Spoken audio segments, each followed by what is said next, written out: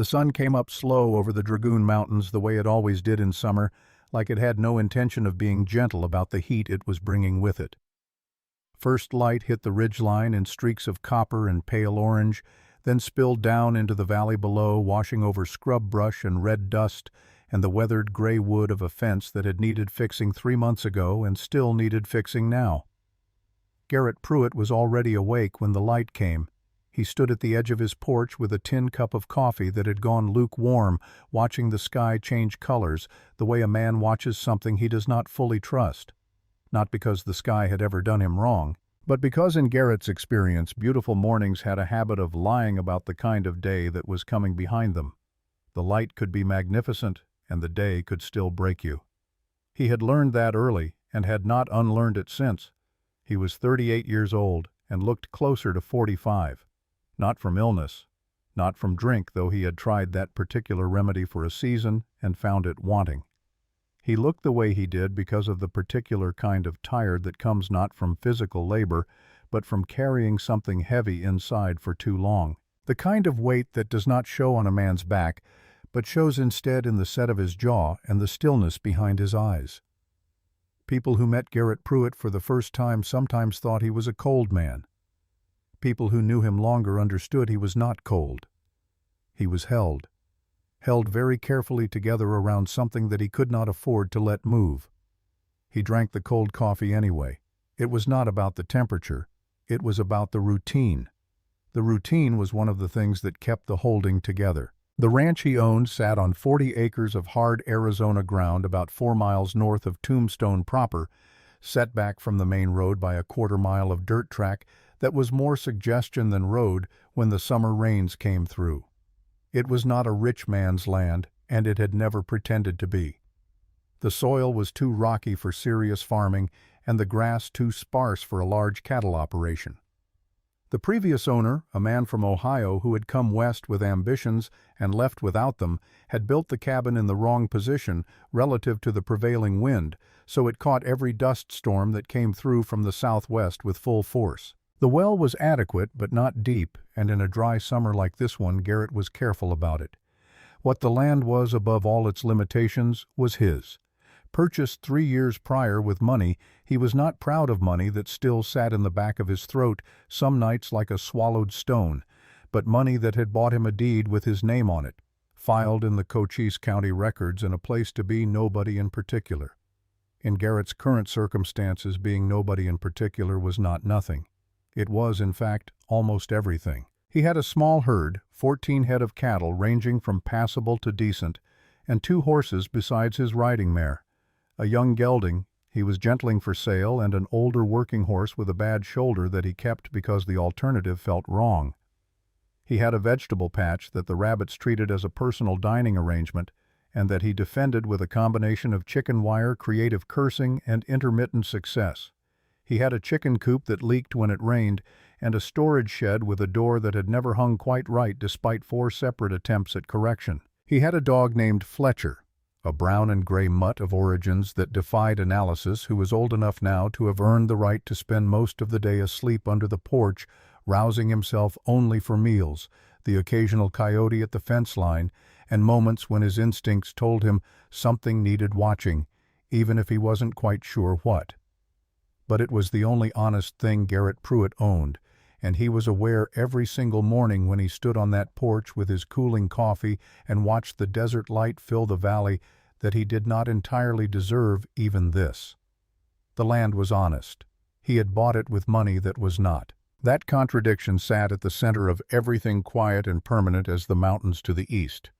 He set the tin cup down on the porch railing, rolled his sleeves to the elbow, went to find his hammer.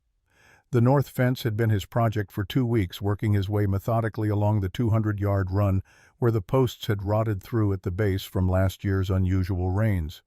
The work was not complicated.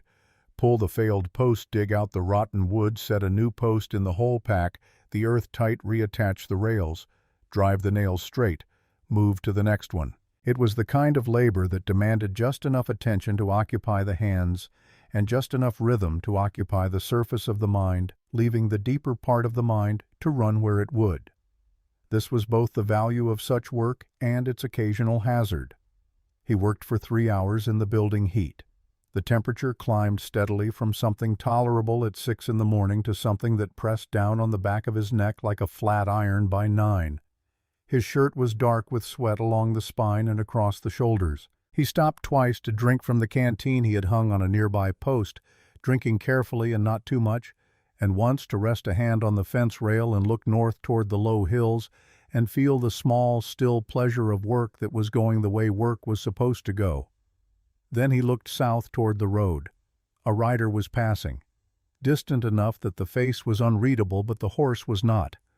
A big gray quarter horse with a white blaze running down the center of its nose, a horse built for power and endurance rather than beauty, the kind of horse a man chose when he was serious about covering ground.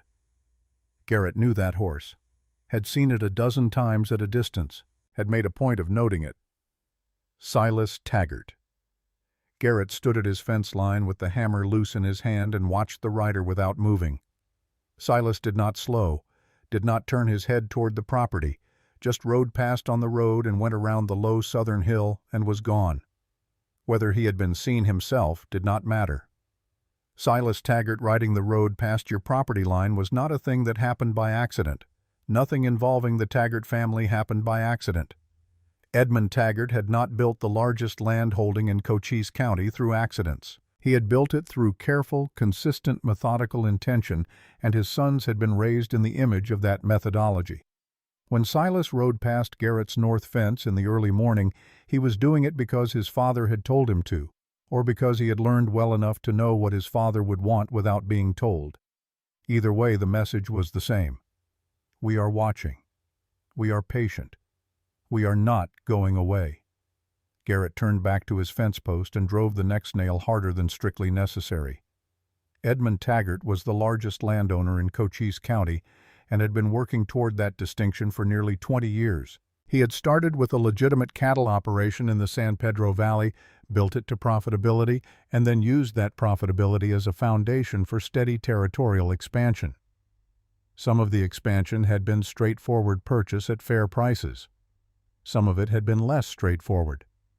Garrett knew the difference in detail, knew it in the way that a man knows the difference between the two things he has watched happen with his own eyes, and the knowledge was part of the stone he carried at the back of his throat.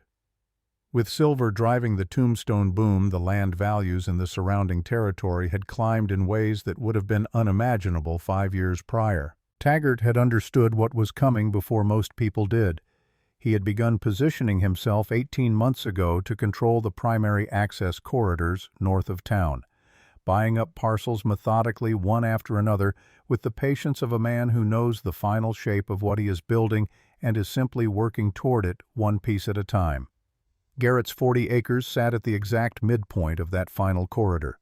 Without it, Taggart's consolidated holdings were two separate pieces that could not be efficiently managed as one.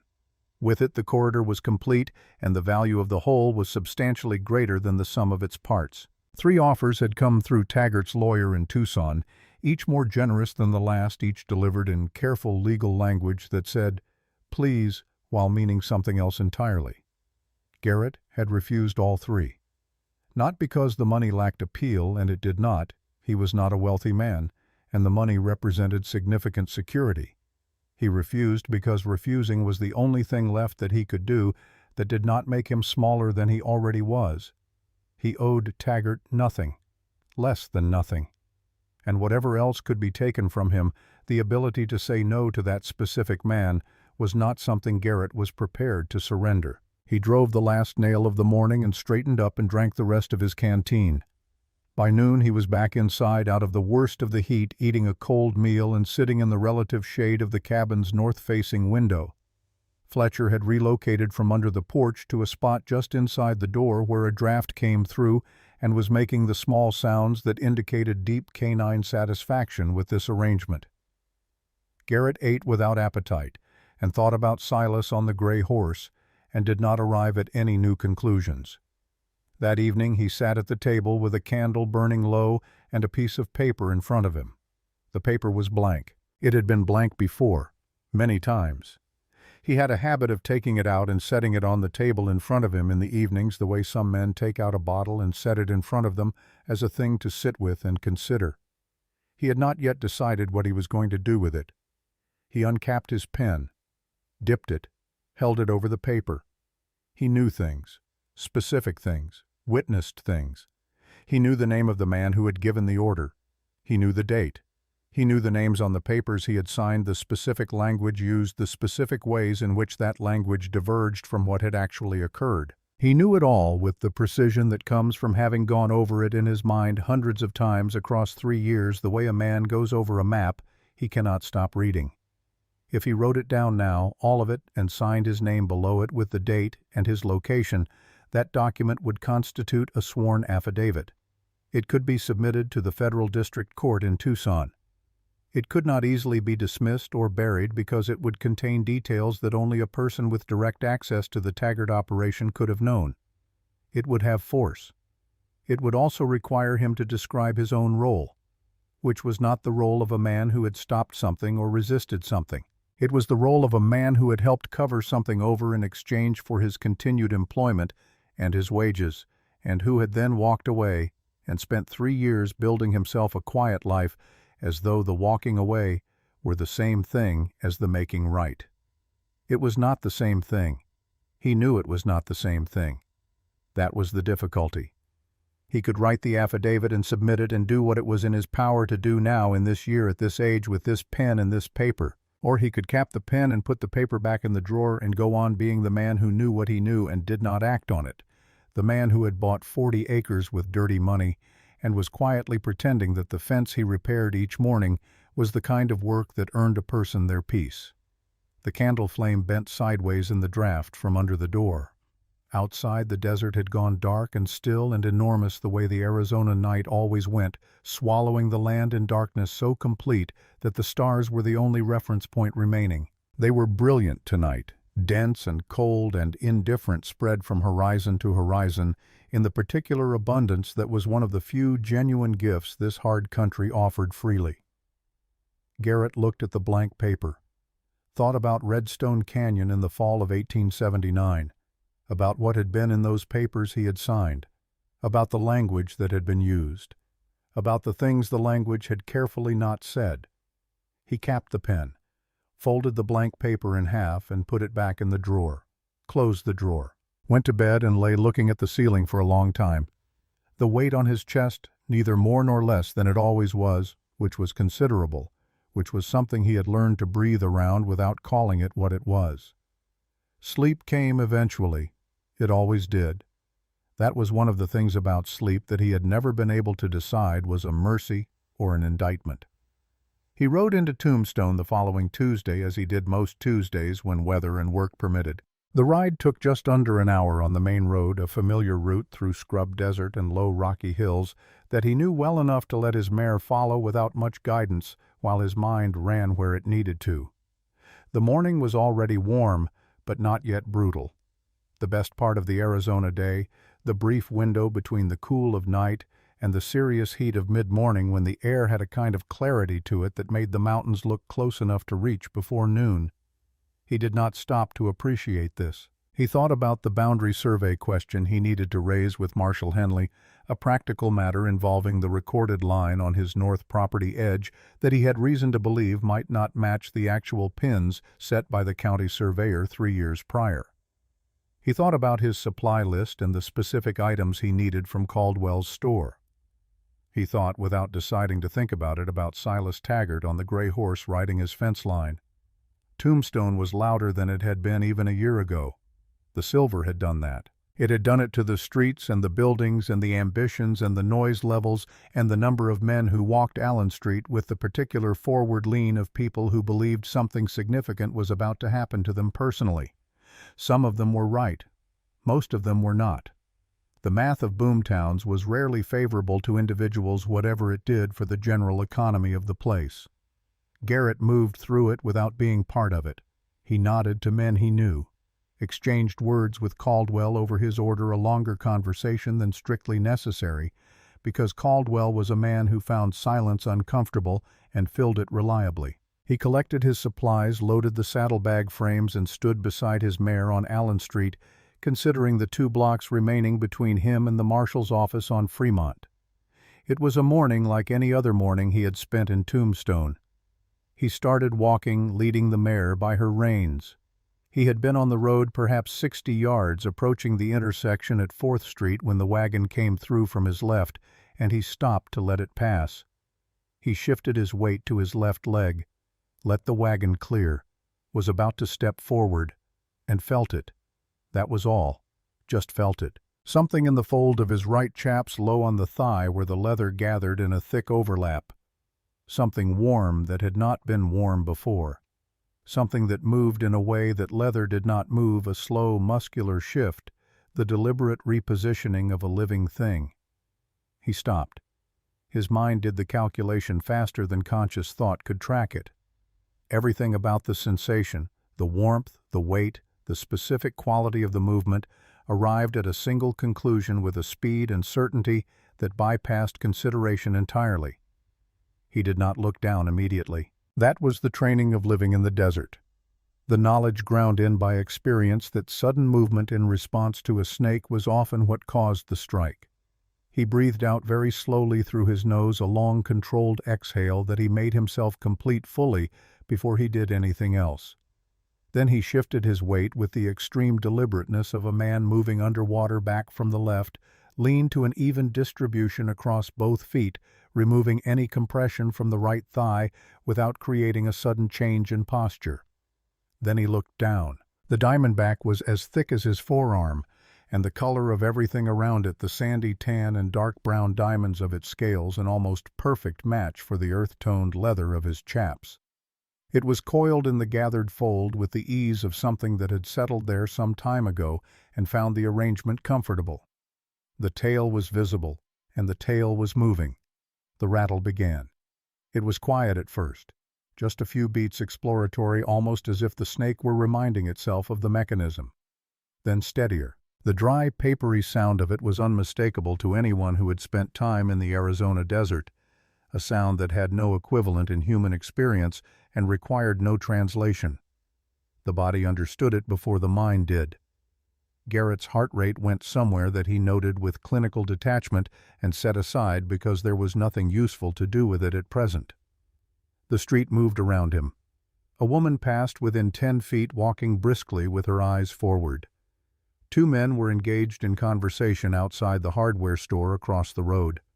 Somewhere behind him, a horse was being led somewhere with the particular clopping rhythm of a horse that was not in a hurry. The ordinary sounds of an ordinary Tuesday in Tombstone continued without interruption, unaware that a man was standing in the middle of the intersection with a venomous snake coiled against his thigh, and 3 inches of effective calling out was not an option. Movement meant the strike, and he had no play there.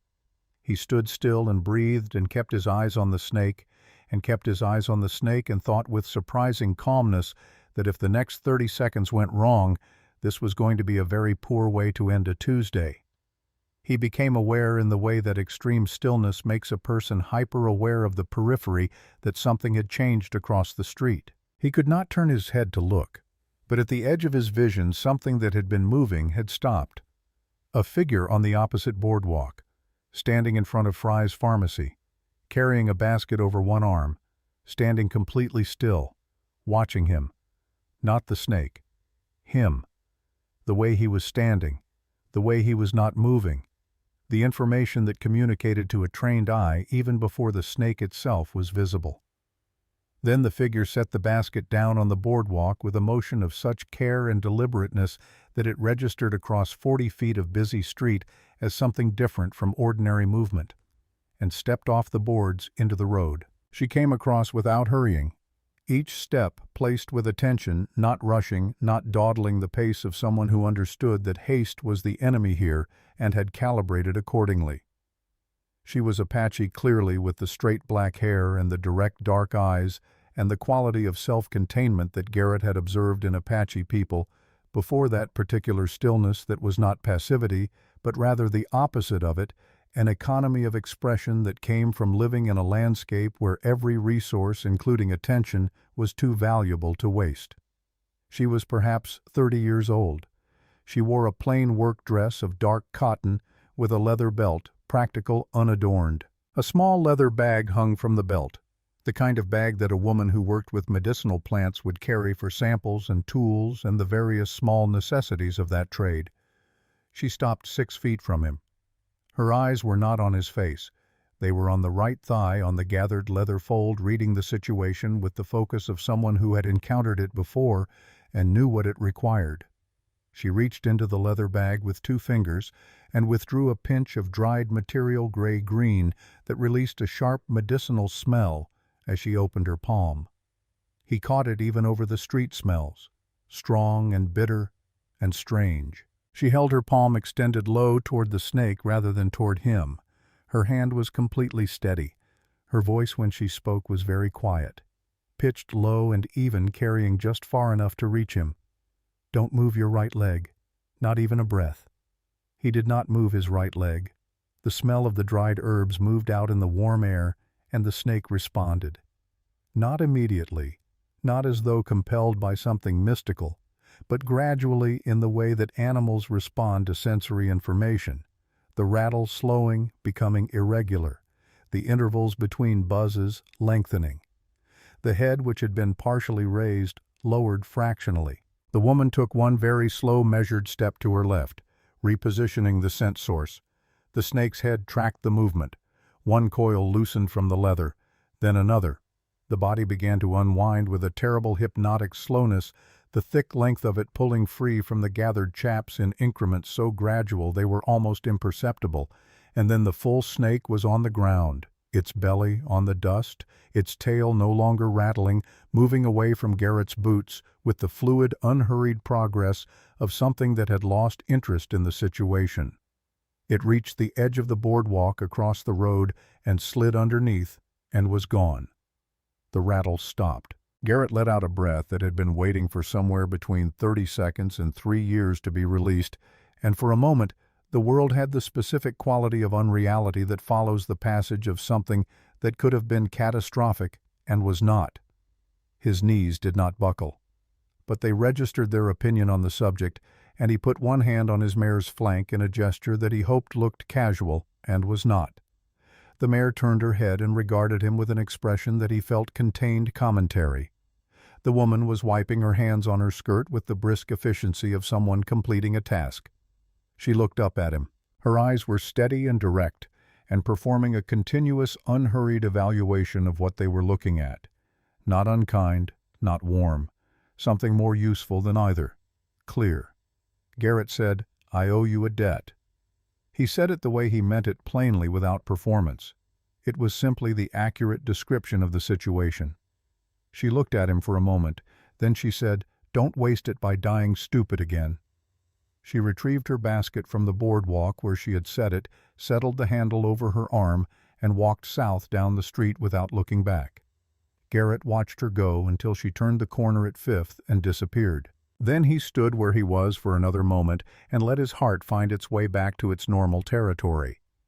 Then he walked the remaining distance to Marshal Henley's office. Coop Henley was 61 years old and carried the full weight of those years in his face and in the way he moved and in the particular quality of his silences, which were the silences of a man who has seen enough of human behavior to have formed settled opinions about most of it, and feels no urgent need to revise them. He had been a lawman for 30 years in Kansas and New Mexico, and now in this corner of Arizona, and the accumulated experience of that tenure had given him a kind of slow, durable wisdom that was useful, and a kind of slow, durable fatigue that was also present and could not always be told apart from the wisdom. He was sitting at his desk with both hands around a coffee cup when Garrett came in. He looked up with the mildly wary expression that was his default response to visitors and let it relax when he identified who it was. "Pruitt," he said. "Sit down. You look like you could use it."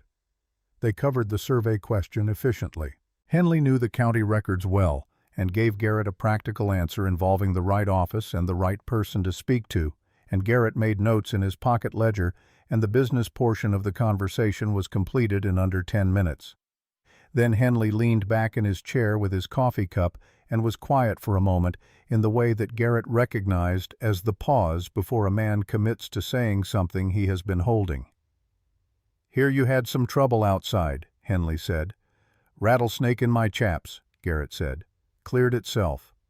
"With some help," Henley said. "With some help." Henley turned his coffee cup slowly in his hands, looking at the surface of his desk. The pause extended, then he looked up. "You know who that woman is?" he said. It was not quite a question. Garrett said he did not. Henley was quiet again. Then his voice dropped not to a whisper, but to the register of something being said carefully in a space where the walls might have opinions. "Her name is Wren. She goes by Soaring Hawk as her family name. She's been working out of Tombstone for the past year, selling medicinal herbs to Fry's Pharmacy and to a couple of the doctors in town. Lives out near the Dragoon foothills with an older Apache woman called Ida Crow Steps." He paused. "She's the last living person who can place Edmund Taggart at Redstone Canyon in the fall of 1879. The last one who can speak to what actually happened there with her own eyes." The air in the room did not change in any way that anyone watching would have seen, but something shifted deep in Garrett's chest in the specific place where the stone had lived for 3 years. Not dislodged, just moved, just reminded of its exact dimensions and weight, which he had thought he had fully mapped, but apparently had not. Redstone Canyon, October 1879. He said carefully, "What do you mean, last living?" Henley looked at him steadily. "I mean the others are dead. Some of them died in the canyon. Some of them died of other things in the years since sickness accident, the ordinary ways people die out here." He paused. "And some of them may have died of less ordinary causes. I cannot prove that last part. I have suspicions that I cannot build into anything that would stand in a courtroom." He set his coffee cup down on the desk. "Taggart has known about her for some time. He has Silas watching her movements. Nothing that looks like a direct threat, you understand. Nothing actionable. Just watching. Waiting for something he can use to remove her through legal means, or waiting for the right circumstance if legal means don't present themselves." Garrett listened to all of this with a face that provided no information. He knew Redstone Canyon the way he knew the shape of a scar. Not as information from outside himself, but as something that had happened inside him. Something that had altered the internal landscape permanently, something whose geography he had memorized in the dark. He had been 25 in the fall of 1879, younger than he sometimes let himself remember when he thought about that period. Young enough to have believed that working for a man like Edmund Taggart was a pragmatic choice, rather than a moral one, that the two categories could be kept separate by a sufficiently disciplined mind. He had been wrong about that. The education had been thorough and had come too late to prevent the relevant damage. He had not been at Redstone Canyon himself. He had been in the Santa Fe office 3 days after when the paperwork arrived. The paperwork described what had happened in language that bore almost no resemblance to what had actually happened. The paperwork required a signature from the land agent of record, which was Garrett confirming that the described version of events was consistent with documented company activity in the relevant territory. He had read the paperwork carefully. He had understood what it was. He had signed it. He had signed it and submitted it and filed his copy and continued going to work and drawing his wages for 6 more months before he quit and left Santa Fe and headed west with money in his pocket that felt different from other money he had held and never stopped feeling different regardless of what he purchased with it. He sat across from Marshall Henley and held all of this in the usual place and did not let any of it show, because showing it was not something he knew how to do yet, and because the man across from him was a lawman who asked careful questions, and Garrett was not ready for the questions that honesty would open up. Not today. Not in this office. Not without knowing more about what he was walking into. Henley was watching him. The older man's eyes were experienced at watching people and reading the things they were trying not to show, and Garrett was aware of this, and aware that his effort at concealment was probably not as complete as he would have liked. "She was careful enough to stay alive this long," Henley said. "Smart enough to do it without giving Taggart anything to use against her, but a woman alone with what she knows sitting in Tombstone." He shook his head slowly. "It's a fragile kind of safety, the kind that depends on the other person choosing patience over other options, and patience has its limits." Garrett stood up. He thanked Henley for the survey information and said it with enough flatness that both men understood he was not primarily thanking him for that. Henley nodded once. His hands returned to his coffee cup. He looked, Garrett thought, like a man who has been holding something for a long time and is beginning to feel the weight of it in his forearms. Outside Allen Street hit him with its full Tuesday afternoon force, the heat and the noise and the smell and the movement of a boom town at full momentum, indifferent to individual reckoning, indifferent to everything that could not be converted into commerce or silver or the immediate satisfaction of immediate desires. Garrett stood on the boardwalk outside the marshal's office. Down the street 100 yards south he caught a last glimpse of a woman with a basket turning a corner and disappearing. The woman who had crossed an empty street to help a stranger with a snake in his chaps, calmly and without introduction, and then walked away without waiting for anything in return. The last living person who could testify to what had happened at Redstone Canyon. The person whose existence Garrett had indirectly, by the act of signing his name to a lie, helped to endanger. He stood in the afternoon heat and held this understanding, and let it be the size it actually was, which was considerable, which was larger than the place he had been keeping it in. He untied his mare, mounted up, pointed her north toward the 4-mile road home. The sun pressed down with its honest, indiscriminate heat. The mountains stood where they always stood, patient and indifferent. The desert rolled out in every direction in the particular flat, merciless beauty of a landscape that did not adjust itself for the comfort of the people who moved through it. Garrett rode through it with his hat brim pulled low and the name Redstone Canyon sitting in his chest with the stone that had lived there for 3 years. Two things that had always been connected and that he was now for the first time allowing himself to understand as one. He had signed those papers when he was 25 years old. He was 38 now. He had a pen at home and a drawer with a blank piece of paper in it, and a fence that still needed fixing, which was perhaps the most honest metaphor his life had yet produced, a thing broken that he had been repairing in small sections for a long time without ever getting to the part that mattered most. He rode home through the afternoon heat and did not arrive at a decision. But he arrived at the beginning of one. And for a man who had been standing still for 3 years, the beginning was not nothing. It was in fact the first step of everything that came after. He found her on a Wednesday morning 3 days after the snake. He had not planned to go looking. He had told himself on the ride home from Tombstone and again the following morning over coffee and again while he worked the fence that finding the woman was not his business, that her situation, whatever it was, did not belong to him, that he had enough of his own weight to carry without picking up more that did not have his name on it. He told himself this with less conviction each time he said it. By Wednesday morning, he had stopped saying it altogether. He asked Caldwell at the general store casually, the way a man asks about something that does not matter particularly.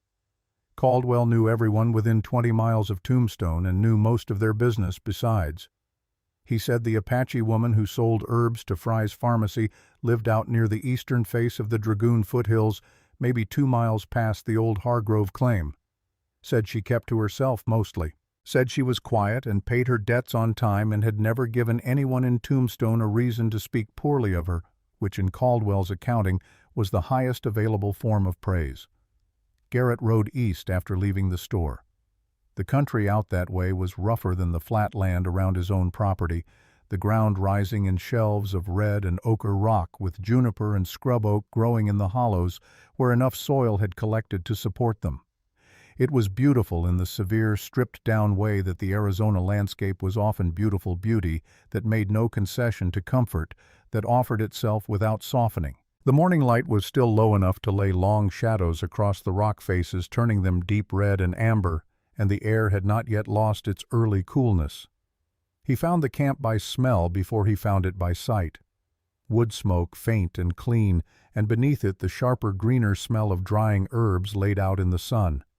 He came around a shelf of rock and saw the camp in a wide depression backed against a natural windbreak of boulders.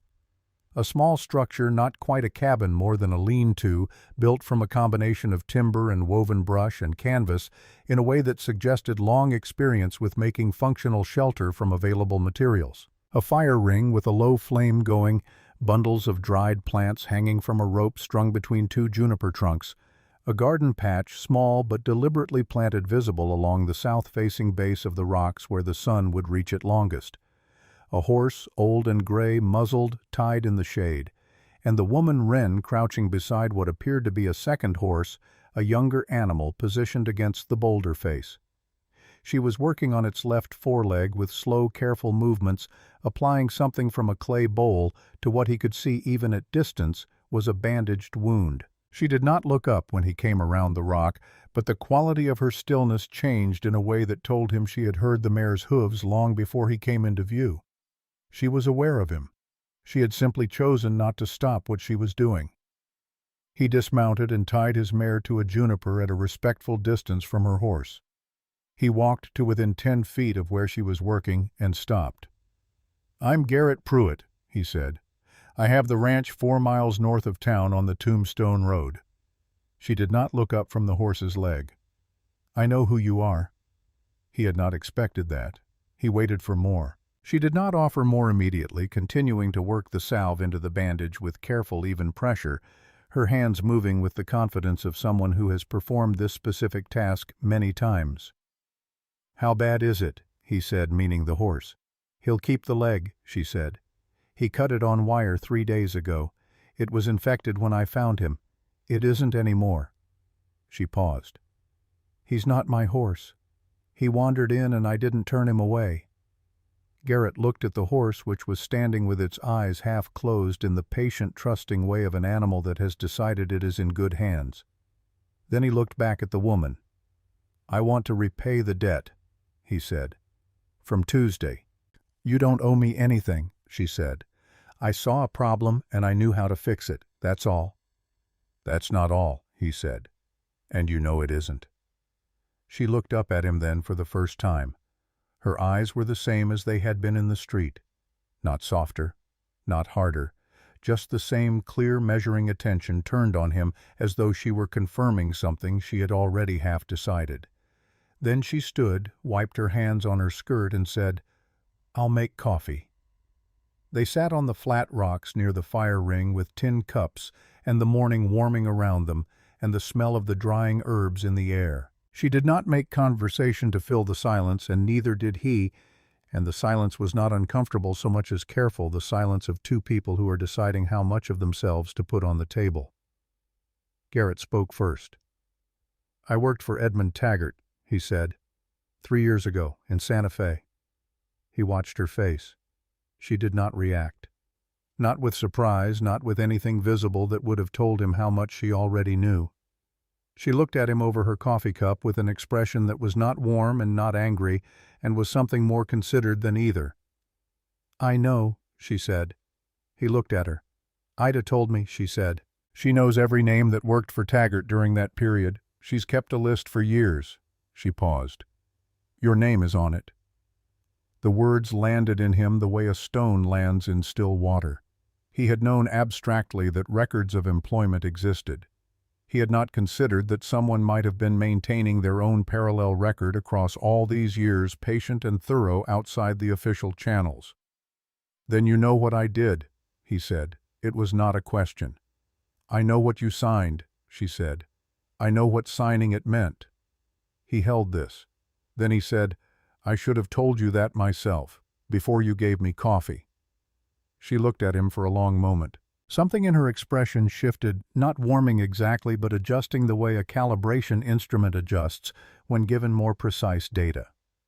"Yes," she said. "You should have." He did not flinch from this. He had not come here to argue about it. "I want to help," he said. "Whatever you're doing, whatever you've been building, I have information that you don't have. First-hand information. I was inside the operation. I know the specific language of the documents, who drafted them, who delivered them, what the chain of authorization looked like." He paused.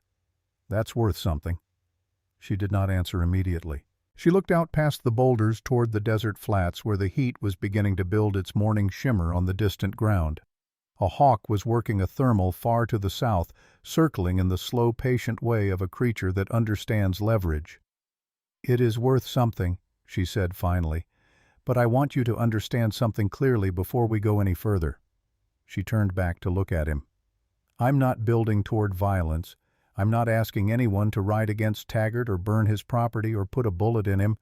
What I am building is a legal case, a federal case. Documents, testimony, witness accounts, the kind of evidence that survives an attempt to bury it because it exists in too many places at once to be buried." She paused. "That is slow work. It requires patience, and it requires people who will not break when Taggart applies pressure, because he will apply pressure. He always does." Garrett said, "I'm not a man who breaks easily." "Every man who's sat where you're sitting has said something like that," she said, not unkindly. "I found it's more useful to watch what they do when the pressure actually comes." He thought about that. Then he said, "Fair enough." She looked at him again with that measuring steadiness. Then she nodded once very slightly as if something had been provisionally agreed to. "Come back Thursday," she said. "I'll introduce you to Ida." He came back Thursday. Ida Crow Steps was not what he had expected, which was a failure of imagination on his part that he recognized and did not repeat. He had expected an old woman diminished by age and loss. What he found was a woman of perhaps 65 who moved slowly because her joints required it, and spoke slowly because she thought carefully before she spoke, but whose eyes were as sharp and present as a hawk's, and whose stillness had a specific quality of accumulated authority that Garrett had rarely encountered in any one man or woman. She was sitting outside in the morning sun when he arrived, working with her hands on a piece of beadwork in her lap, with the absent expertise of someone performing a task that required no conscious attention. She looked up when he dismounted and looked at him for a long, unhurried moment. Then she said in accented but precise English, "Sit down. I'll look at you while we talk." He sat on a nearby rock. She looked at him the way she had said she would, steadily and without hurry, as though she were reading something written in small print in his face. "You signed the papers," she said. It was not a question. "Yes," he said. "Do you know what those papers did? They provided official documentation that the events at Redstone Canyon in October 1879 were consistent with a standard land dispute resolution between the Taggart Company and occupying parties with no company-directed violence involved." He said it precisely in the language he still remembered from the documents. Then he said, "They were lies." Ida's expression did not change. "How many people do you think saw those papers and believed them?" He did not have a precise number. "Enough," he said. "Enough that the Federal Indian Affairs Office closed their preliminary inquiry. Enough that the Territorial Land Court accepted the subsequent title transfers." She nodded. "And the people who died at Redstone Canyon. Do you know how many there were?" The papers said 11. Casualties resulting from a dispute escalation. "There were 23, Ida said. The papers did not count the ones who died of exposure and injury in the weeks after, when they had no shelter and no supplies because everything they had was burned." She paused. "I know because I gathered them. I counted them. I buried what I could bury." Garrett sat with this in the way you sit with something that you knew was large but turns out to be larger still. 23. The papers had said 11. He had signed his name below the number 11. He said nothing for a moment. There was nothing to say that would not be inadequate to the weight of what she had just told him. Then he said, "I'm sorry." Ida looked at him. "I know you are," she said. "That's why I'm still talking to you." She returned to her beadwork. Her hands moved with the same steady precision as before, and Garrett watched them for a moment, the small, careful movements, the building of something intricate from small constituent pieces, and thought that this was perhaps not unlike what she and Wren had been doing with evidence all this time. Building something from the small pieces carefully one at a time in a patient accumulation toward a whole that would hold. He came back the following week, and the week after that. The visits were not social exactly. They were working sessions. Wren had been gathering accounts and documents for nearly 2 years, and what she had accumulated was organized and detailed in a way that showed both the patience of long effort and the particular precision of someone who understood that their evidence needed to withstand scrutiny from a legal system that was not predisposed in their favor. She had sworn statements from 4 people who had witnessed elements of what happened at Redstone Canyon or its immediate aftermath. She had a partial record of the land title transfers obtained through the Public Records Office in Tucson by a sympathetic clerk she had never met, but had corresponded with carefully for 8 months. She had a map of the canyon drawn from memory, detailed enough to show the positions of the structures that had been burned and the approaches used. What she did not have was an inside account. Someone who could speak to the chain of authorization within the Taggart organization. Someone who could testify not just to what had happened in the canyon, but to who had ordered it through what channels, with what documentation, in what language. Garrett had all of that. They worked across the table in Wren's camp in the mornings, Garrett speaking from memory, while Wren wrote her handwriting precise and small and consistently legible. He remembered more than he had realized he remembered. The specific details came back as he spoke them, unlocked by the process of saying them aloud for the first time, rather than cycling through them silently in his own head. And sometimes what came back with them was not only the factual detail, but the texture of the moment, the smell of the office, the light through the Santa Fe window, the specific weight of the pen in his hand. Those moments were harder. He got through them by saying what needed to be said and continuing. Wren asked precise questions. She did not ask them with visible emotion, but she was not cold. She was focused in the way that people are focused when the work they are doing is the most important work they have ever done, and they cannot afford the cost of imprecision. One afternoon she asked him, without looking up from what she was writing, "Did you know what was being planned before it happened?" He said, "I knew there was going to be pressure on the canyon lands. I didn't know what kind of pressure. I told myself there were different kinds of pressure, and it might not be the worst kind." She wrote this down. "Did you ask?" A pause. "No." She wrote this down as well. "Why not?" He thought about how to answer this honestly, which was the only way he was willing to answer it. "Because asking would have required me to be prepared to act on what I heard," he said, "and I wasn't prepared to do that. I had a job that paid well, and I wanted to keep it, and I knew that asking certain questions was incompatible with keeping it." He paused. "That's the truth of it." Wren wrote for a moment. Then she put the pen down and looked up at him across the table. "I know," she said. "That's the most important thing you've said since you started coming here. Not because it makes what happened worse, but because it's true, and the truth is what we're building with." He held her look. It was not comfortable. It was not meant to be comfortable.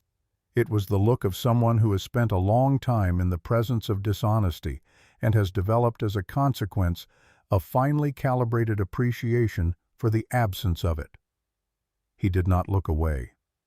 It was on a Thursday evening in the 3rd week after Ida had gone inside, and the light was going golden and long across the boulders, that Wren allowed herself to be something other than focused.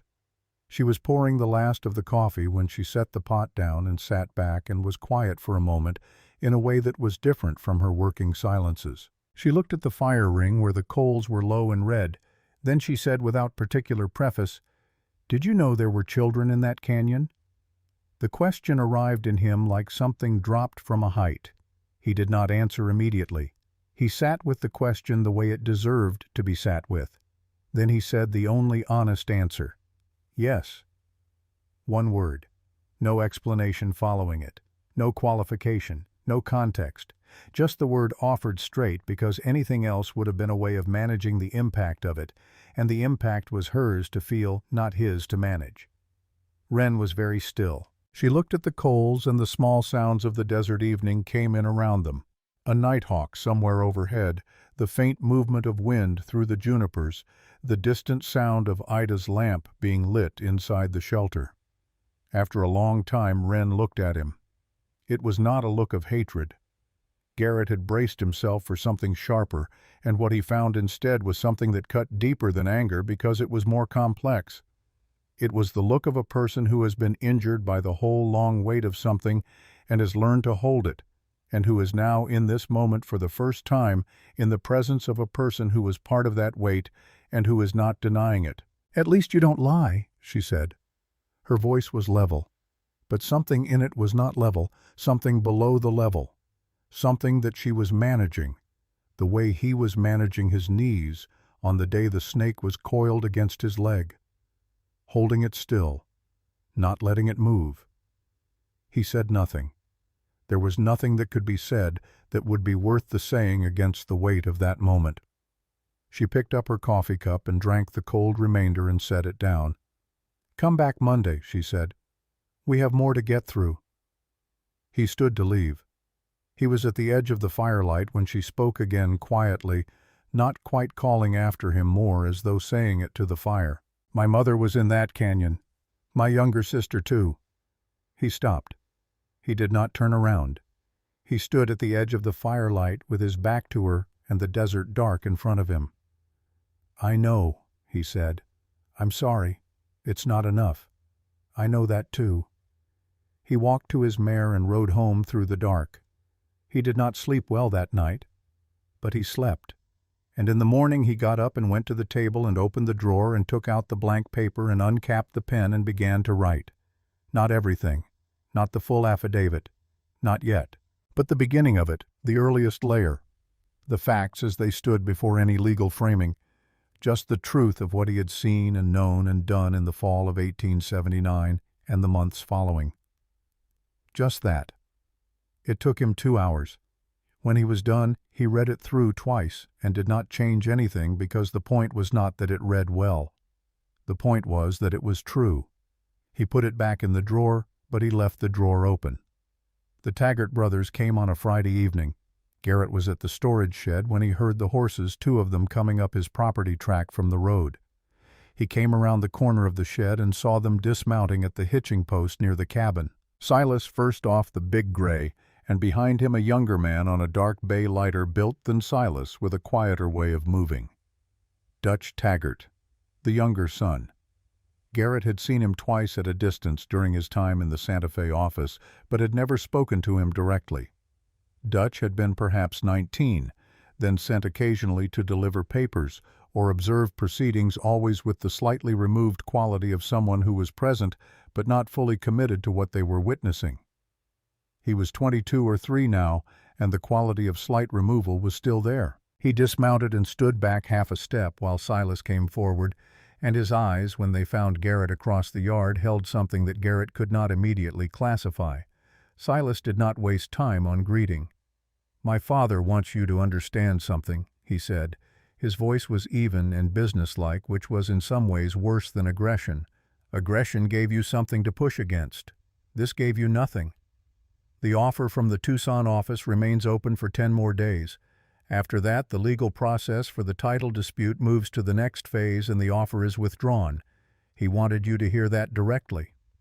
Garrett stood where he was with his hands at his sides. "I heard it directly," he said. Silas looked at him for a moment. "He's not unreasonable," he said. "He doesn't want trouble. He wants the land. Those don't have to be the same thing." "They are the same thing," Garrett said. "In this case they are exactly the same thing." Silas considered this without obvious reaction. Then he nodded once, the nod of a man filing information rather than agreeing with it. 10 days, he said. He turned back to his horse. And Dutch Taggart, who had not spoken a single word, who had stood back the entire time with that quality of removal that was more than physical distance, did something that Garrett noticed and would think about later. He reached into the pocket of his jacket and touched something there. A brief, involuntary gesture, the way a man reaches for something he carries out of habit or out of a need to confirm it, is still present. He did not take it out. He just touched it. Then he mounted up and followed his brother back down the track toward the road. Garrett watched them go. Fletcher had come out from under the porch during the exchange and was standing beside Garrett's leg, not growling, just present, which was the old dog's way of indicating solidarity without escalation.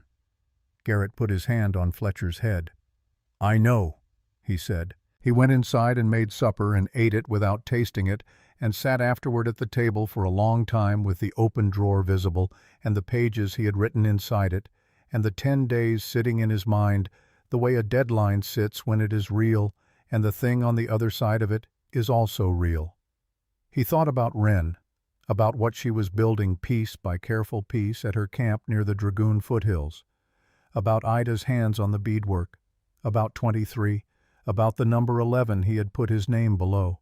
He thought about Dutch's hand going to his pocket, about the thing that was there that he had not taken out, about the quality of that young man's eyes when they found Garrett across the yard. The thing in them he had not been able to classify immediately and now thought he could.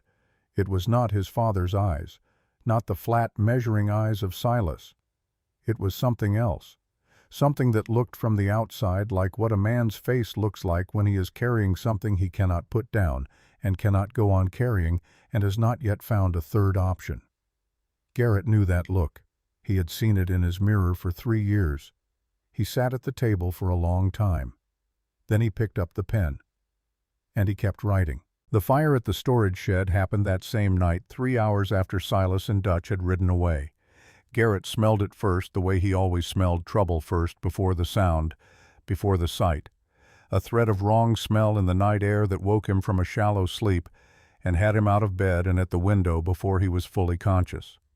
The shed was on the northeast corner of the property, 40 yards from the cabin. It was fully involved by the time he reached the door, orange and red and furiously bright against the dark, the dry wood going fast, the heat pushing against his face from 30 feet away. He could not save the shed. He saved the tools he could reach from the near edge of the fire's perimeter, dragged the 2 crates closest to the door out into the dirt, before the heat made it impossible, and then stood back and watched it burn. He checked the wind direction, verified the cabin was safe, checked the animals, found his horses and cattle undisturbed in the far pasture. Then he stood and watched the shed burn down to a black skeleton and thought about how fire worked, how it did not happen by accident in a dry shed on a windless night 3 hours after a man's neighbors had come to deliver a message. He did not go back to sleep. He sat on the porch with his rifle across his knees and Fletcher beside him and watched the coals cool until the sky began to pale in the east. In the morning he rode to Wren's camp. She saw his face when he came around the boulders and did not ask what had happened. She poured him coffee and let him sit and waited. He told her about the shed, about the visit, about 10 days. She listened without interrupting. When he finished, she was quiet for a moment. Then she said, "They're accelerating." Yes. They're accelerating because something has changed, something that makes patients feel less safe than it did before. She looked at him steadily. The question is what? Garrett thought about Dutch's hand going to his pocket. He said, "I think one of them might be closer to breaking than Taggart knows." Wren looked at him. "Dutch," she said. It was not a question. He was not surprised that she had arrived at the same name. He was learning that Wren arrived at accurate conclusions quickly and quietly and without requiring much additional input. "What makes you say him?" he asked. She was quiet for a moment. Then she stood and went into the shelter and came back with a small wooden box. She set it on the flat rock between them and opened the lid. Inside, on a piece of folded cloth, were 3 objects. A tarnished silver button engraved with a scrolled letter T, too ornate for a work jacket, the kind of button from a formal coat. A folded piece of paper aged at the edges. And a ring. Plain silver band, unadorned, worn smooth with use. Garrett looked at the ring. Then he looked up at Wren. Her expression had changed. The focused, controlled exterior was present as it always was, but something beneath it was very close to the surface in a way it had not been before. Something old and specific and carefully maintained the way you maintain something that would break you if you let it break. "Ida brought those back from the canyon," Wren said, "from among the things that weren't burned." She paused. "The button and the paper belonged to a white man who lived with our people for 2 winters before the soldiers came. He was young. He had come from the east with his father's company surveying the territory, and he had stayed when the survey was finished. He had learned our language. He had learned enough to know that what his father's company intended for those lands was wrong." She paused again. "He had asked my sister to marry him. She had said yes." Garrett did not speak. "The ring was hers," Wren said. "He had given it to her." She closed the box. "His name was Dutch Taggart," she said.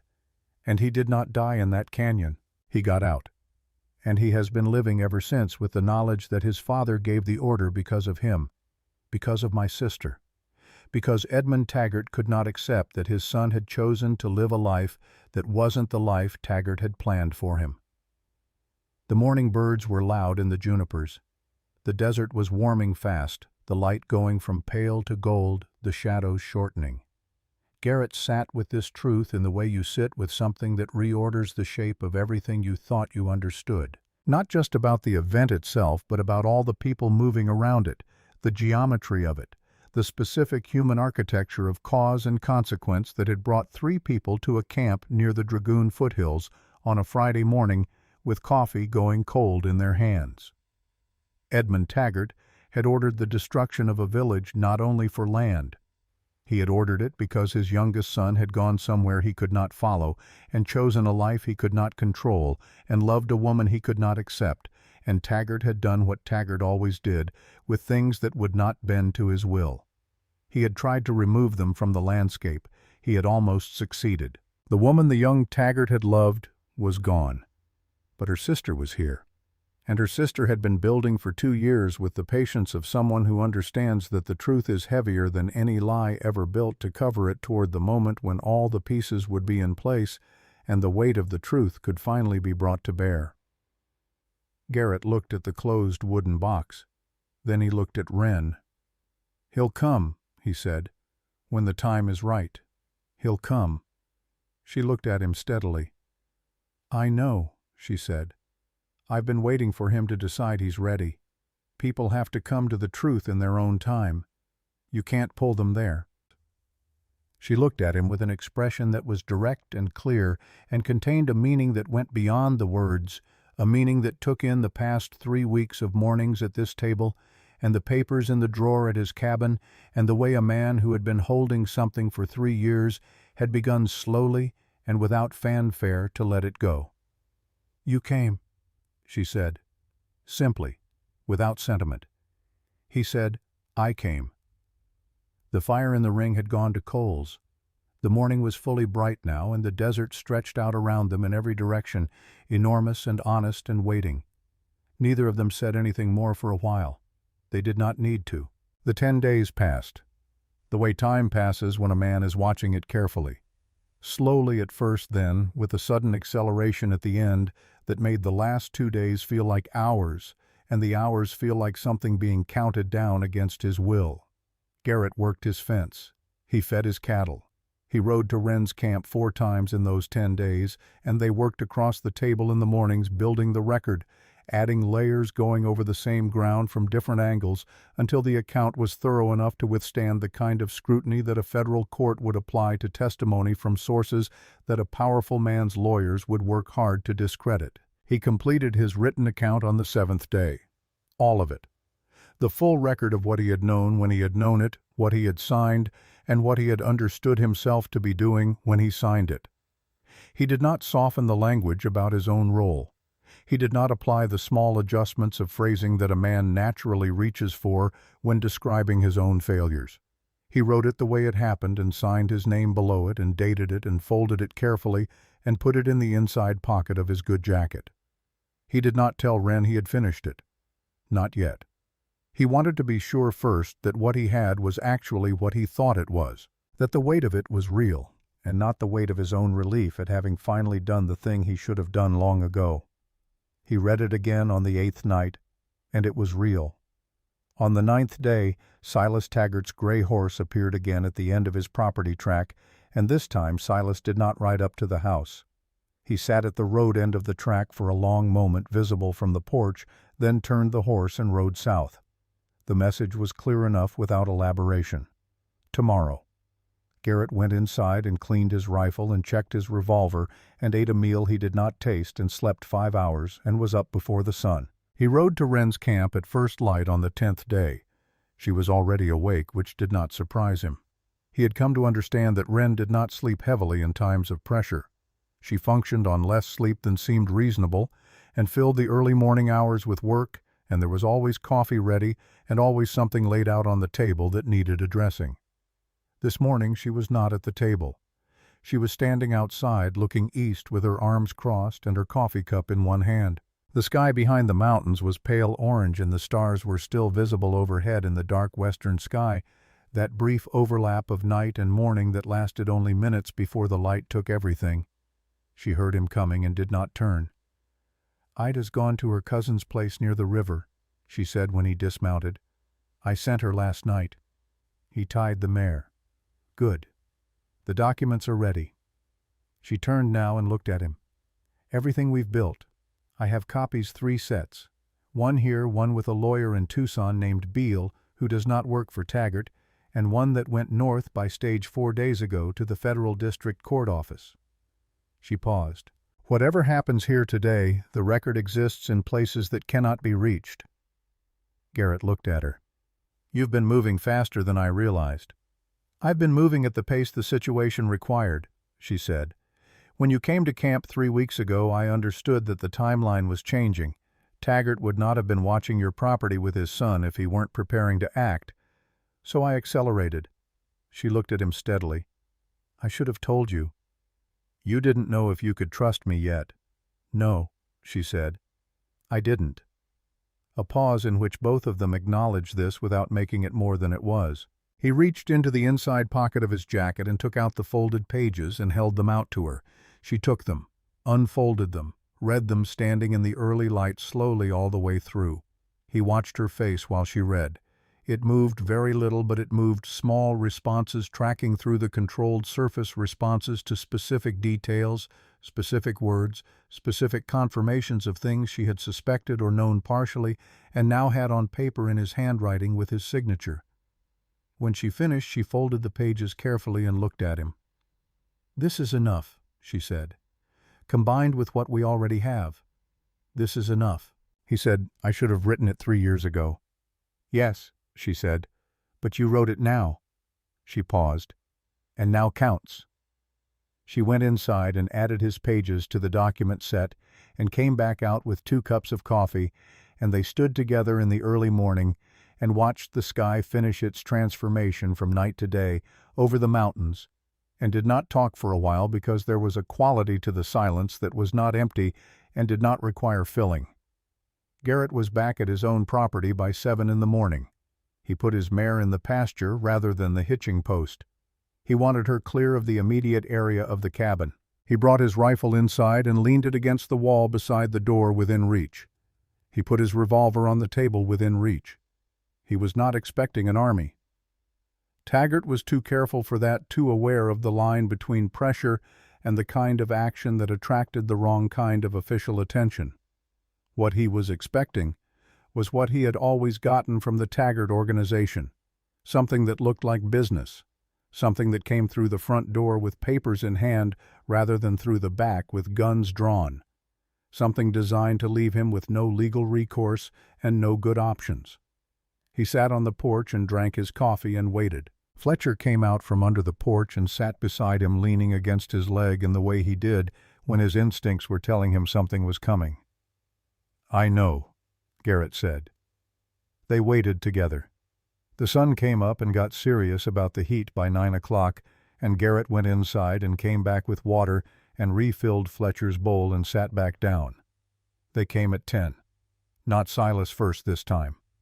The first rider up the track was a man Garrett did not recognize, middle-aged, well-dressed in the particular way of men who work in offices and courthouses, wearing a coat that was too warm for the day and carrying a leather satchel over one shoulder. Behind him came Silas on the gray, and behind Silas came Dutch on the dark bay. And behind Dutch on a tall black horse that he rode with the particular authority of a man who has never had reason to ride any other way, came Edmund Taggart himself. Garrett had seen Edmund Taggart twice at distance during his time in the Santa Fe office. He had never sat across a table from him. He was 60 years old and looked like 60 years of getting what he wanted, broad through the shoulders, gray at the temples, with a face that had settled into an expression of habitual authority so deep it was structural rather than chosen. He wore good clothes and a good hat, and he rode the black horse with the ease of someone who has spent his life on horseback, and he brought with him, even across 40 yards of open yard, the particular atmosphere of a man who has not often been told no and has not often needed to consider what no would mean for him. He dismounted and stood for a moment looking at the property with an expression that Garrett could not read at distance, but suspected was the expression of a man looking at something he has already decided is his. Then he looked at the porch. Their eyes found each other across the yard. Taggart walked forward. The well-dressed man with the satchel fell in beside him. Silas stayed with the horses. Dutch came forward as well, 3 steps behind his father, and his face as he walked held the particular look that Garrett had seen in the yard 2 weeks ago, amplified now the look of someone standing at the edge of a decision they have been postponing and can no longer postpone. Taggart reached the porch steps and stopped. He looked at Garrett for a moment with the assessing steadiness of someone who does not waste his first words. "Mr. Pruitt," he said. His voice was measured moderate, the voice of a boardroom rather than a saloon. "I thought it was time we spoke directly." "You could have done that at any point in the past year," Garrett said. "I could have—" Taggart agreed with the ease of a man who does not consider this a point against him. "I chose other channels initially. They haven't resolved the matter. So, here I am." He gestured toward the man beside him. "This is Mr. Aldous Frey, my legal representative from Tucson. He has documentation pertaining to the title status of this property that I'd like you to review." Frey was already opening the satchel. "I've seen your offers," Garrett said. 3 of them. My answer to all 3 was the same." "This isn't an offer," Taggart said. "This is documentation." He paused. "Mr. Frey, if you would." Frey produced a sheaf of papers and held them out. Garrett did not move to take them. "What documentation?" he said. Taggart's expression did not change.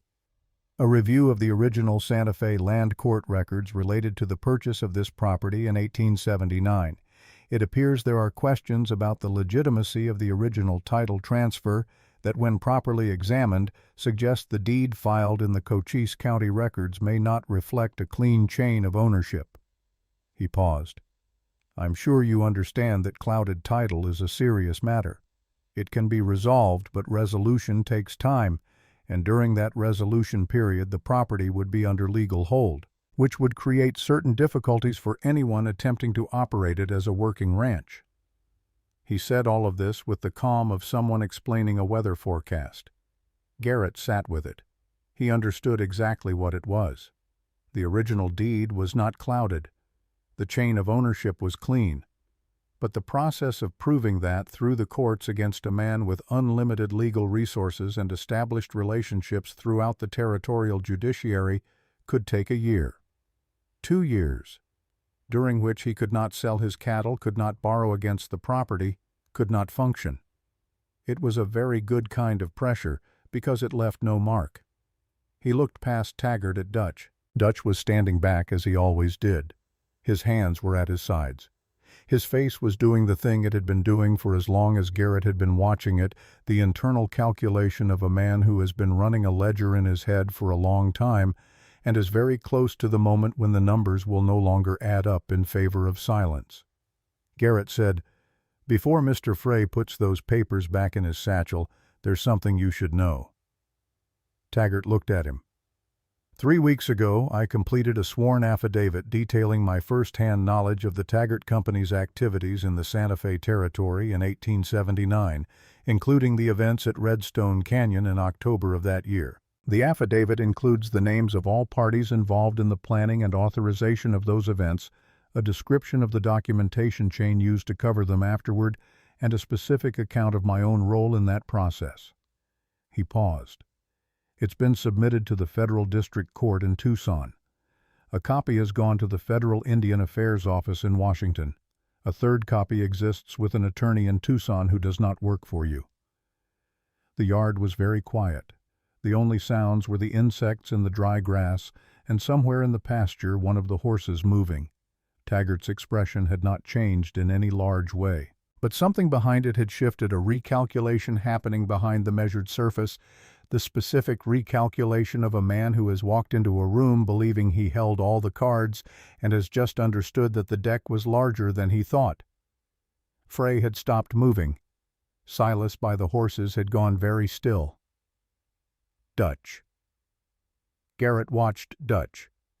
The young man's chest rose and fell in one long, deliberate breath. His hands, which had been at his sides, moved. He reached into the inside pocket of his jacket, and he took out what he had been carrying there, what his hand had found in Garrett's yard 2 weeks ago, when the involuntary reaching gesture had told Garrett something was there. It was a folded piece of paper. He held it for a moment, looking at it in his hand. Then he looked up at his father. "I've been carrying this for 3 years, Dutch said. His voice was quiet and steady in the way that voices are quiet and steady when a person has rehearsed something so many times in their head that saying it aloud is almost secondary to all the previous internal performances. "I wrote it the winter after Redstone. I never sent it. I didn't know who to send it to." He paused. "It's a statement, everything I know. What was planned, who planned it, what I was told before it happened, and what I found out after." He paused again. "I want to give it to the federal court in Tucson." The silence in the yard had weight and temperature and texture. Edmund Taggart looked at his son. It was a look that Garrett would remember for the rest of his life.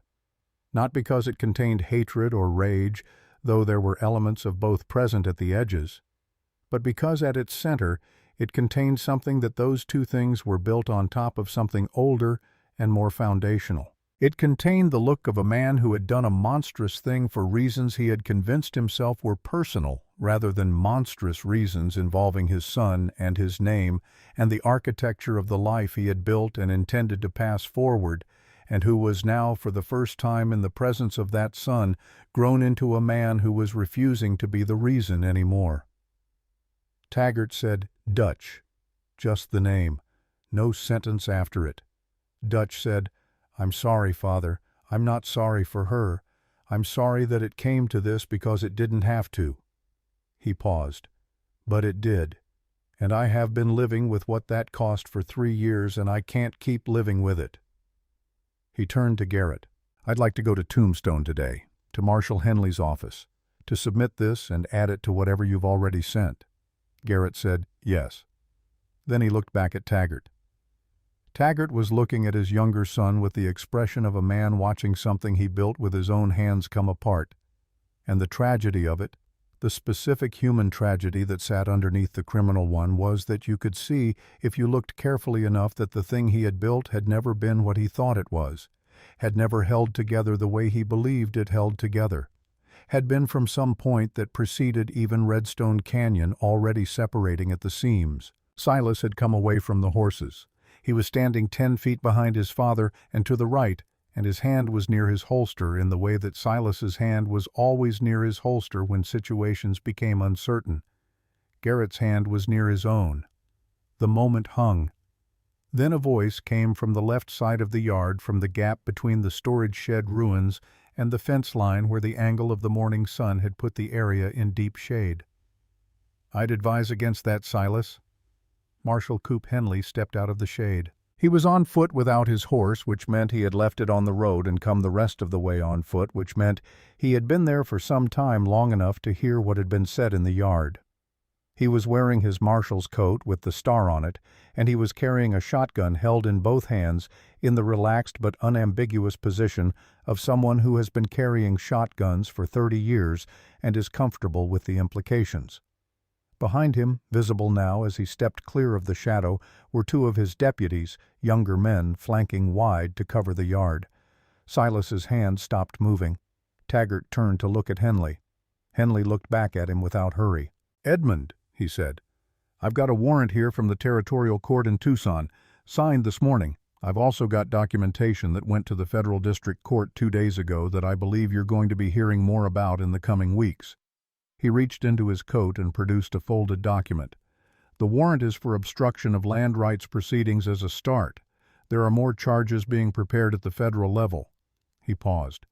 "I'd like you to come with me now without difficulty as a man who has conducted himself as a respectable member of this territory's commercial community and who understands that making this harder than it needs to be will not help him." He said it with the particular flatness of a man who is not making a speech, who is stating the situation as it actually is without embellishment, because the situation as it actually is has turned out to be sufficient. Taggart looked at the warrant. He looked at his son Dutch, who was standing with the paper still in his hand, and his face carrying the particular exhausted calm of someone who has finished carrying something they were never built to carry alone. He looked at Silas, who was looking back at him, waiting for instruction. He looked at Garrett Pruitt on the porch. Then Edmund Taggart did something that perhaps surprised everyone in the yard, or perhaps surprised no one. He nodded. Once. A slow, minimal movement that contained within it the acknowledgement of a man who has built everything on his ability to control outcomes and who has arrived for the first time in his long and powerful life at an outcome he did not control and cannot rebuild his way out of. He handed his reins to Frey. He walked toward Marshal Henley. Silas watched his father walk. His hand moved away from the holster. Not decisively, not dramatically, just moved away the way a tide withdraws, and what was left was just a man standing in a yard with nothing particular to do. He looked at Dutch. Dutch looked back at him. Between them passed something that was not forgiveness and was not agreement and was not resolution, but was perhaps the first honest look they had shared in 3 years. The look of two brothers who had been on opposite sides of a truth, and who now had to figure out how to be in the same world as each other with that truth acknowledged. Silas turned and began walking his horse back down the track toward the road. Nobody stopped him. Henley looked at Garrett. "Good morning," he said. "You were here early," Garrett said. "I've been here since before sunup," Henley said. "I've been here since before sunup on 3 of the last 5 days, as a matter of fact." He paused. "I've been waiting for the moment when the moment was right." He said this with the particular directness of a man acknowledging something about himself that is not entirely flattering. "I know what you're thinking. I should have acted sooner. You're right. I'm not going to argue with you about it." Garrett said, "I know why you didn't." Henley looked at him for a moment. Then, "There's a document you should probably know about. I've had it for 2 years, 3 copies. It's been sitting in my office in a locked drawer because I didn't have the right combination of other evidence to make it matter, or because I was telling myself that which amounts to the same thing." He reached into his coat again and produced a second envelope thicker than the warrant. "It's everything I gathered on my own beginning about 6 months after Redstone Canyon, when I started to understand what I had been looking the other way from." He held it out. Garrett took it. He looked at it in his hand. Then he said, "Have you sent this to Tucson?" "It went yesterday," Henley said. "Your affidavit was the piece I needed. Your testimony combined with Dutch's statement and what the woman has gathered is the combination that makes this prosecutable at the federal level. No single piece was enough. Together, they are more than enough." He paused. "I should have been braver sooner. I know it. I'm being brave now and hoping it counts for something." Garrett handed the envelope back. "Send it to her," he said. "Send it to Wren. She built this. She should be the one to receive it." Henley looked at him for a moment. Then he nodded. Dutch Taggart rode to Marshal Henley's office that afternoon and submitted his statement 3 pages in his own handwriting, formally witnessed and dated. He answered every question Henley asked him, and several that Henley had not thought to ask. And by the end of the afternoon the document record pertaining to the events at Redstone Canyon had grown substantially more solid than it had been in the morning. Garrett was not there for that. He was at Wren's camp. He had ridden there directly after the events of the morning, needing to tell her in person what had happened, rather than letting her hear it through the second-hand transmission of town gossip, which was how Tombstone processed all significant events and which could be relied upon for broad accuracy, but not for the specific details that mattered. She listened without interrupting while he told her.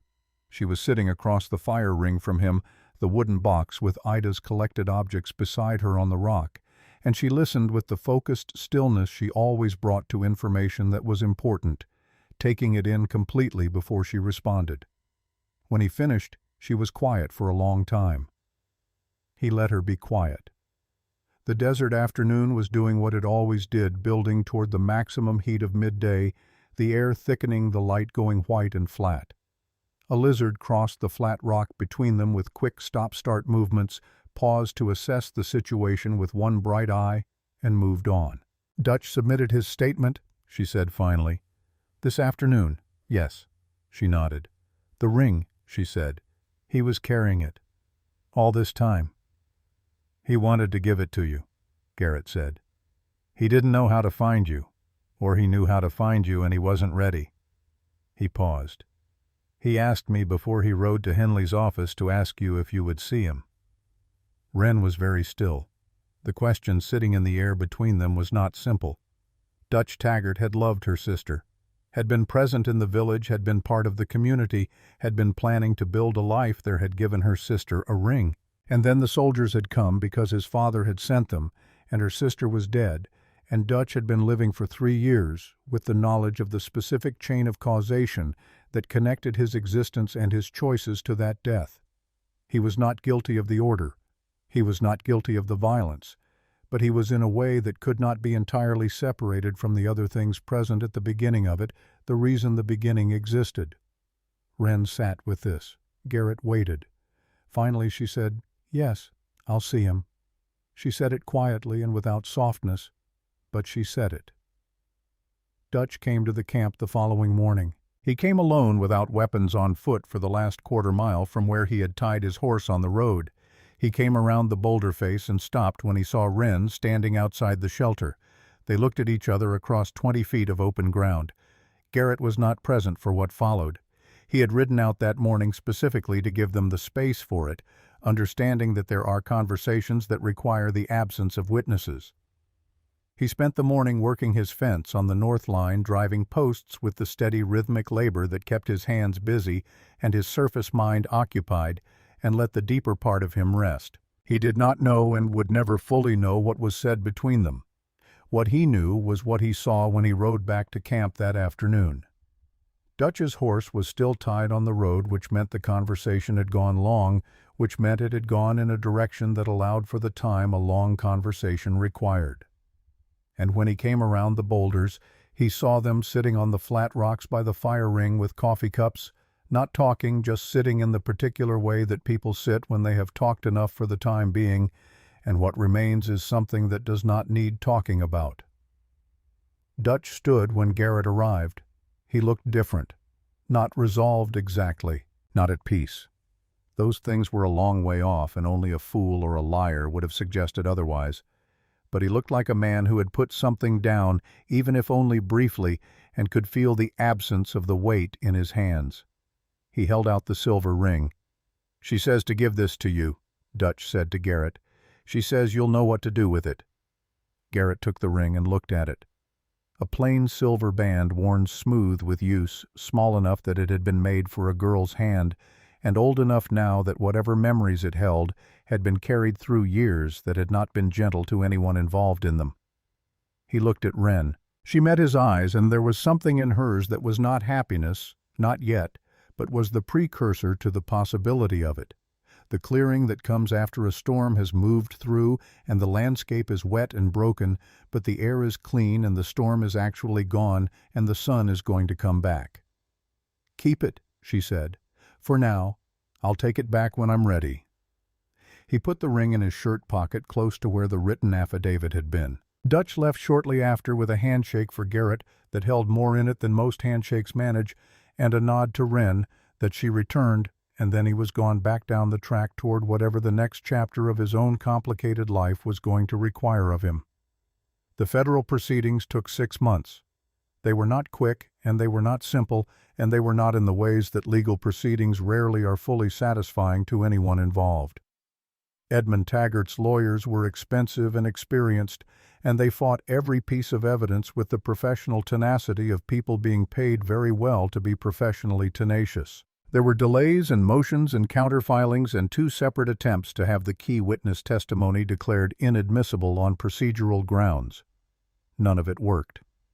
The combined weight of Garrett's affidavit, Dutch's statement, Henley's documentation, Wren's 2 years of carefully gathered evidence, and the corroborating accounts of the 4 additional witnesses was too substantial, too diverse in its sourcing, too thoroughly documented to be dismantled piece by piece. The federal district court in Tucson found against Edmund Taggart on 3 counts of fraudulent land acquisition and 1 count of conspiracy in connection with the events at Redstone Canyon. The sentence was substantial. The land he had acquired through the documented fraud was ordered returned to its prior owners or their legal heirs with appropriate compensation where heirs could not be established. The corridor of land north of Tombstone was not his anymore.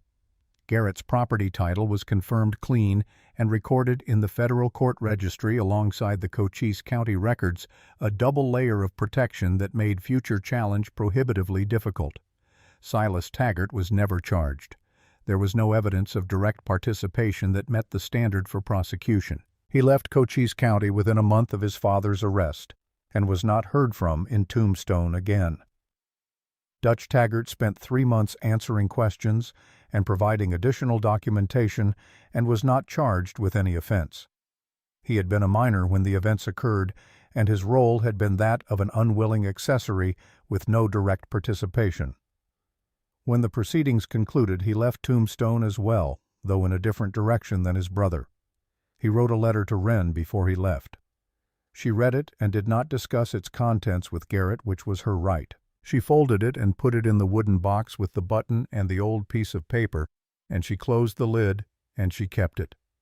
The property 6 miles north of Tombstone was hers by federal order, not the 40 acres that Garrett had purchased. A different parcel entirely, a section of the land that had been taken in the Taggart acquisitions and that had been, according to the recorded account that Ida Crow Steps had maintained for years in her own careful record-keeping part of the territory that the Canyon community had used and occupied before 1879. It was not restitution in any full sense.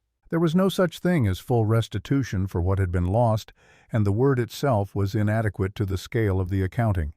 But it was land with a clear deed and a recorded right of use, and no legal cloud over it, and it was hers, and Ida Crow Steps walked it on the morning the deed was confirmed with the careful, deliberate steps of someone who is checking the substance of a thing they have been waiting for long enough that waiting had become its own wait. She was 70 years old and moved slowly, and the morning was warm, and the walk took a long time. When she was done, she sat down on a flat rock at the eastern edge of the parcel looking toward the mountains, and she was very quiet for a while. Wren sat beside her. Garrett stood a respectful distance away with his hat in his hands and let the moment be what it needed to be. After a long time, Ida said something in Apache that Garrett did not understand. Wren translated for him quietly without being asked. "She says the land remembers," Wren said. "Even when the people are gone for a while, it remembers." Garrett looked at the land. Red rock and scrub brush and the deep blue of the Arizona sky and the mountains standing where they had always stood, patient and complete, indifferent to the small, turbulent dramas of the people who moved through them. "I believe that," he said. 6 months after the trial concluded, Garrett Pruitt was fixing his fence. He was working the south line this time, a different section from the one he had been repairing when all of this started, though it needed the same work for the same reasons. Rot at the base of the posts, rails that had worked loose, the ongoing honest labor of maintenance on a thing that mattered. He heard hooves on the property track and looked up. Wren was riding the young gray horse she had acquired in the spring, sitting straight and easy in the saddle, with the particular quality of self-possession that was as much a part of her as her eyes. She was carrying something across the pommel, what looked like a covered basket, and she had the expression on her face that she sometimes had now, not frequently, not easily, but sometimes the expression that was the successor to the thing that had been in her eyes on the morning after the storm. Not happiness as a simple or uncomplicated thing. Something more earned and more durable.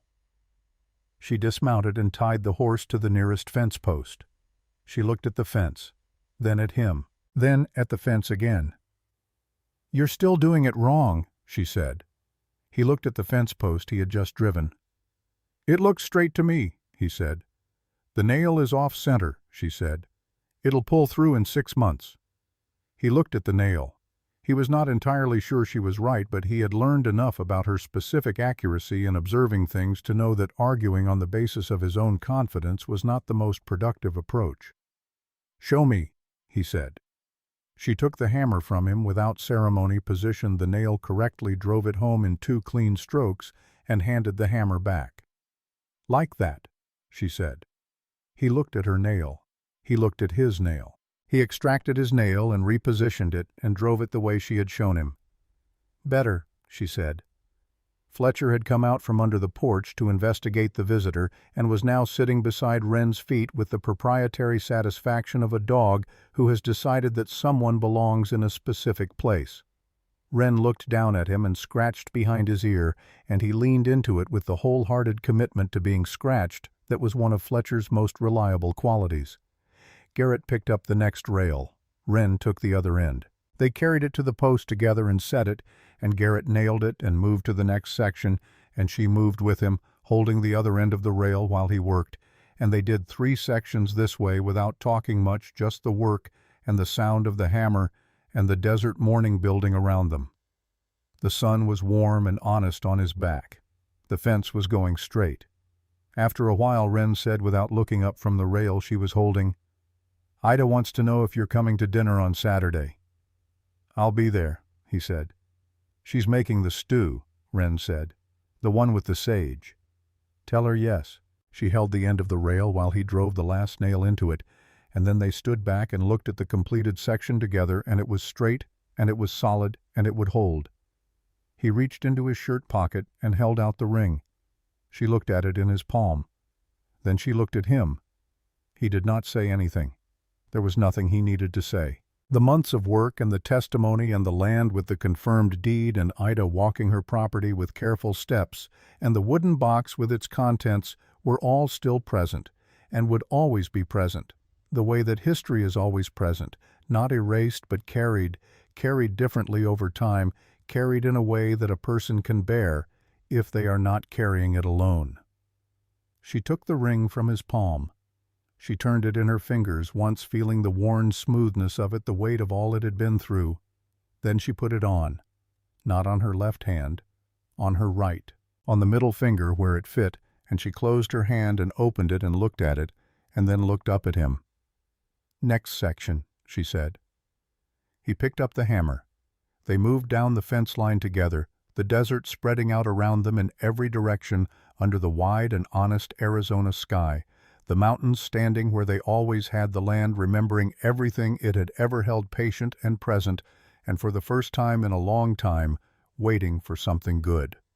Fletcher trotted behind them, tail up, satisfied with the arrangement. The fence got straight. The morning got warm. And that was enough. That was, in fact, everything.